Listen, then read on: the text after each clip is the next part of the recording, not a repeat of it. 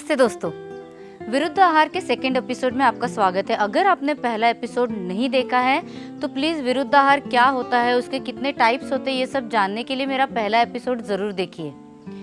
आज के एपिसोड में हम कॉम्बिनेशंस के बारे में और जो कुछ डाउट्स और कन्फ्यूजन्स होते हैं विरुद्ध आहार के, उसके बारे में बात करने वाले हैं।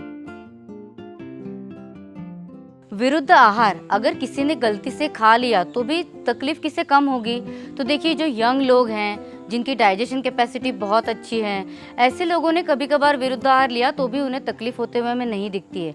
अगर किसी की उम्र ज़्यादा भी है फिर भी डाइजेशन कैपेसिटी अच्छी है तो ऐसे लोगों में भी हमें कम तकलीफ होते हुए दिखती है। अभी डाइजेशन कैपेसिटी अच्छी मतलब क्या? तो आपको खाया हुआ जो खाना है उसके बाद पेट साफ हो रहा है, आपको गैसेस की तकलीफ नहीं हो रही है, समय समय पर भूख लग रही है, तो ही आपकी डाइजेशन कैपेसिटी अच्छी है। आयुर्वेद में कुछ फूड कॉम्बिनेशंस जो हैं वो एक दूसरे के विरुद्ध बताए गए हैं। तो आइए सबसे पहले चार्ट देख लेते हैं।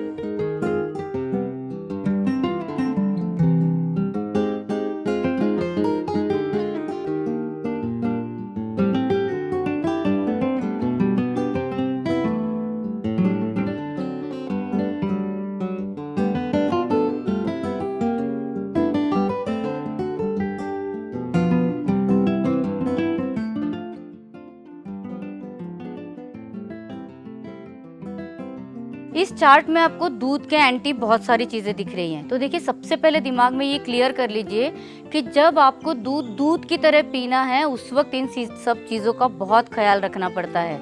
जब हम दूध से कोई अलग चीज़ बना रहे हैं तो ये चीज़ें 100% एंटी जाती हैं, ऐसा नहीं है। इसलिए दिमाग से कन्फ्यूजन निकालने के लिए देखिए एक एक एग्जाम्पल देखते हैं। तो सबसे पहले दूध और दही एंटी हैं, राइट?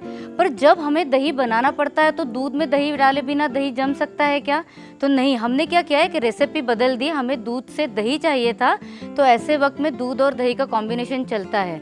पर वहीं अगर हम दूध के साथ दही खा लेंगे तो दूध हमें पचाना है दूध के तौर पर और दही जाके उसे पहले ही फाड़ देगा पेट के अंदर। तो हमारे अंदर के जो एसिड्स है जो दूध पे काम करके दूध का नरिशमेंट प्रॉपरली लेने वाले हैं वो काम नहीं हो पाएगा, इसीलिए वो दूध के एंटी होता है। दूध और नींबू साथ में नहीं लेना चाहिए। पर वहीं अगर हमें पनीर बनाना है तो दूध को हम नींबू डालकर फाड़ देते हैं तो दूध से पनीर बन गया। इसे संस्कार बोला जाता है जिससे हम रेसिपीज अलग अलग बनाते हैं। दूध के साथ फल जो है वो बिल्कुल नहीं चलता है, तो मिल्क शेक्स कभी भी नहीं चलेंगे। दूध के साथ नमक डालकर अगर लेंगे तो उससे भी तकलीफ होती है क्योंकि उससे कुष्ठ व्याधि वगैरह होती है, ऐसा बताया गया है।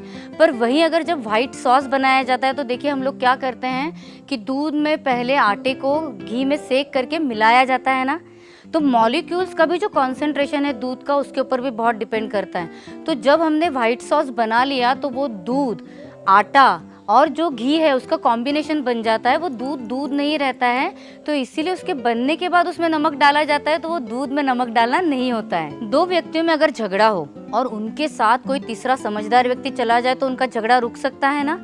इसी सिद्धांत पे आयुर्वेद और भी कुछ चीज़ें हमें समझाता है कि जैसे अगर हम किसी रेसिपी में घी का यूज़ करें या पानी का यूज़ करें तो दो चीज़ें जो एंटी हैं उनको हम साथ में ले सकते हैं शरीर के अंदर। अभी जैसे फॉर एग्जांपल उड़द जो होता है वो दूध के साथ नहीं चलता है, पर वहीं अगर हमें शुक्र वृद्धि के लिए ज़रूरत हो तो उड़द को अगर घी में सेक कर लिया जाए तो दूध डालकर हम उसकी खीर ले सकते हैं। लहसुन और दूध ये विरुद्ध अन्न है, पर अगर हमें लहसुन और दूध साथ में लेना है तो उसके जो फाइटो कंस्टिट्यूएंट्स होते हैं वो हमें किसी मीडियम में डिसॉल्व करना ज़रूरी होता है। जनरली जैसे फैट, मैंने पहले बताया, घी या फिर पानी। तो इसीलिए जब लहसुन का क्षीर पाक हमें लेने के लिए बोला जाता है तो उस वक्त हमें पानी और दूध और लहसुन ये साथ में लेकर उबालना पड़ता है, तभी जाकर ये चीज़ जो है हमारे शरीर में एक्सेप्ट होती है और दवाई के तौर पे काम करती है। जैसे दही को गर्म करने के लिए मना किया गया है, पर उसी में अगर पानी डाल के उसका छाछ बना लेंगे तो कड़ी बन सकती है। खीर बनाई हो या बासुंदी बनाई हो तो उसमें दूध का प्रमाण बहुत ज़्यादा है तो उसके साथ खट्टी चीज़ लेना सही नहीं है। पर वहीं अगर पनीर की सब्जी बनाई हो और या श्रीखंड बनाया हो तो उसके साथ खट्टी चीज़ जो है वो ले सकते हैं। अभी देखिए, रोज़ का जब खाना बनता है तो हर इंसान को तो मालूम नहीं होता है ना कि कौन सा विरुद्ध आहार है, नहीं है। कुछ गलतियाँ कभी कभार बिना समझे भी हो जाती हैं, तो उसके लिए भी हमारे पास सॉल्यूशंस दिए हुए हैं। सबसे पहले होता है कि जो भी स्पाइसेस हम लोग यूज़ करते हैं ना खाने में, उससे सबसे खाने का पचन जो है वो बढ़ जाता है, तो विरुद्ध आहार का इफेक्ट शरीर पे कम हो जाता है।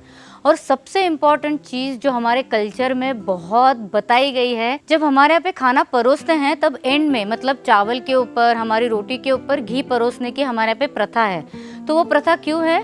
घी खाना है वो तो ज़रूरी है ही, पर एक चम्मच से होता है क्या? अन्न की शुद्धि उसे बोला जाता है।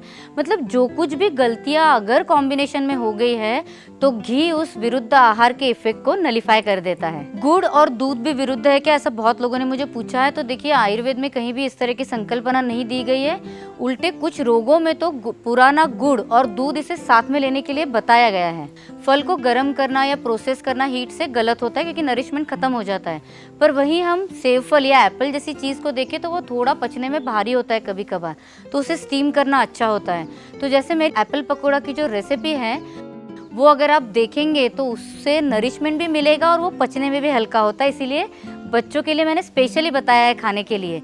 उसी के साथ आयुर्वेद में बताया गया है कि अगर आपको फलों का नरिशमेंट पूरा अच्छी तरीके से चाहिए तो ऐसे वक्त में उसे चावल के साथ पकाते हैं। देखिए, क्योंकि चावल शीत होता है, मतलब उसमें कूलिंग प्रॉपर्टीज होती है, तो ऐसे वक्त में फलों का नरिशमेंट चावल के साथ और अच्छी तरीके से हमें मिल सकता है। एक सवाल जो बार बार मुझे आ रहा है वो है दाल मखनी। सबको बहुत पसंद है और उसके ऊपर क्रीम डालकर खाने की मतलब मज़ा ही कुछ और, ऐसा लोग बोल रहे हैं। तो देखिए, दाल मखनी में टमाटर भी पड़ता है तो नेचुरली क्रीम ऊपर से डालकर नहीं खाना चाहिए। तो जहाँ तक पॉसिबल है अवॉइड कीजिए। पसंद आने वाली चीज़ है, विरुद्ध आहार है, तो आप कभी कभार मतलब 2-4 महीने में एक आध बार खा भी लेंगे तो आपका शरीर उसे पचाने में मदद कर ही देता है। तो जैसे मैंने आपको घी का एंटीडोट बताया ना कि आप घी अगर खाने पर डालकर खाएंगे तो विरुद्ध आहार का इफेक्ट कम हो जाता है, वैसे ही कभी कभार अगर कोई गलत चीज़ आपको खुद तय करके खानी हो तो ऐसे वक्त में साथ में गर्म पानी ज़रूर रखिएगा। तो पूरे खाने में गर्म पानी पीना विरुद्ध आहार पचाने के लिए मदद करता है।